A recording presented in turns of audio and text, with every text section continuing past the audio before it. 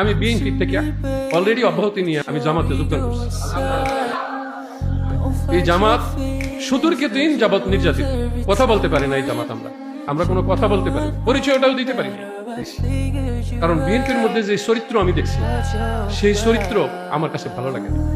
কারণ বিএনপির মধ্যে আমি দেখছি, বিএনপি দুইজন থাকলে একজনের যদি তৃতীয় ব্যক্তি একজন অ্যাটাক করে, আরেকজন অন্যদিকে মুখ ফিরিয়ে রাখে, তাকে রক্ষা করার জন্য কোনো চেষ্টা করে না।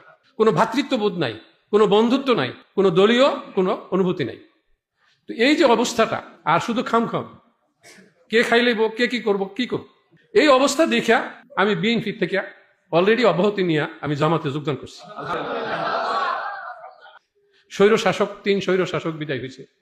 আওয়ামী লীগ, তারপরে জাতীয় পার্টি, তারপর এই আওয়ামী লীগ তো একাধিকবার, বিএনপি, সবাই আমরা চেহারা দেখছি, তাদের চরিত্র দেখছি, এবং দেশের মানুষও তাদের চরিত্র দেখছে।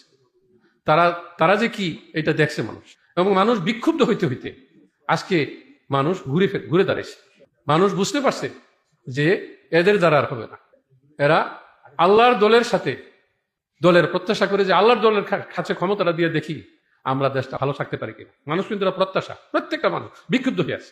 আমরার কাজ হলো আমরা শুধু সবারে একত্র করা, সবারে সংগঠিত করিয়া আমরা শুধু সেই 12 তারিখের জন্য প্রস্তুতি নেওয়া। প্রত্যেকের জায়গায় যেখানে আছি সেখান থেকে আমরা আমাদের দায়িত্ব পালন